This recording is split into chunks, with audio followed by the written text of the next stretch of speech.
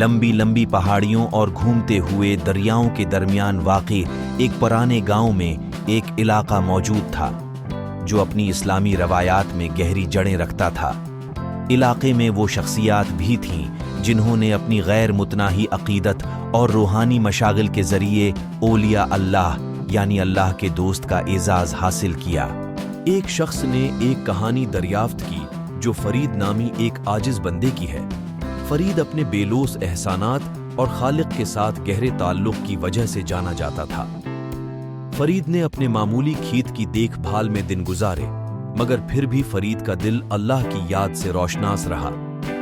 جیسے ہی یہ واقعہ سامنے آیا، ناظرین نے فرید سے منسوب انگنت معجزات کے بارے میں سیکھا، جس نے اس کی زمین کو برکت بخشی اور جس سے وہ شفا یابی کا احساس محسوس کرتے تھے، ایک سادہ دعا سے بیماریوں کا علاج کرتے۔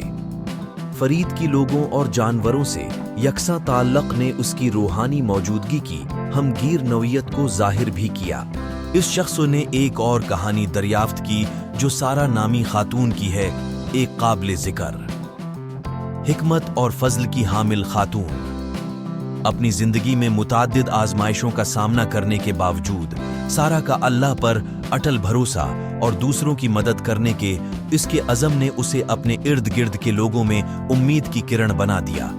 ناظرین سارا کی دعاؤں کی تبدیلی کی طاقت پر حیران رہ گئے، یہ دیکھتے ہوئے کہ وہ کس طرح ضرورت مندوں کو تسلی اور شفا بخشتی ہے۔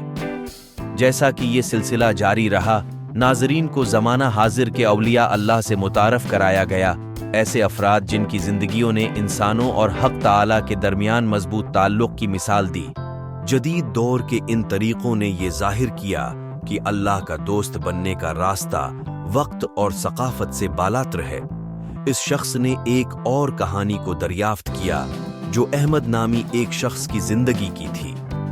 احمد بہت ہی شفیق اور رحم دل تھا، وہ دوسروں کی مدد کرنے پر بہت خوش ہوتا تھا اور بچوں سے شفقت سے پیش آتا اور بڑوں کے ساتھ ادب سے پیش آتا، اور وہ اللہ تعالیٰ کی عبادت میں مصروف رہتا تھا۔